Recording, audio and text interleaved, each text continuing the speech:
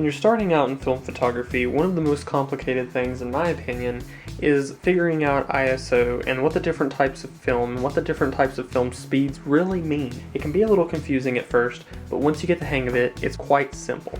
Down here on the end, we have some 100 and 200 ISO film, some Fuji Xperia Extra 400 ISO film, and some Fuji Xperia Extra 800 ISO film. It's basically a scale that's pretty easy to follow.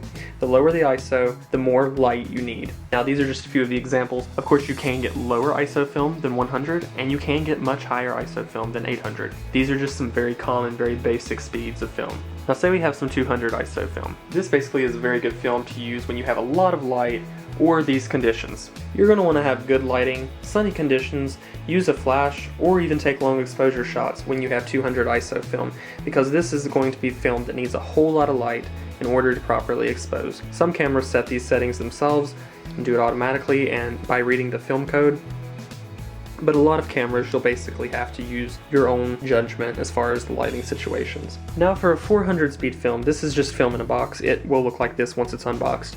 But for 400 speed film, these are very average conditions. You can use them basically indoors or outdoors, and it's just a sort of very basic film, very average, that you'll want to use on a lot of average occasions when you know that there will be opportunities for you to get both low light and highly lit scenes on your film. And finally, we have some 800 ISO speed film, and basically this is going to be film that doesn't need a whole lot of light. It's very, very light sensitive. You can take these in low light or in the evening or at nighttime, and you'll still get some really good shots as long as you adjust the shutter speeds accordingly. It's very simple. Film is really important, and just like with anything, if you're going to be using it, it helps to know how to use it properly.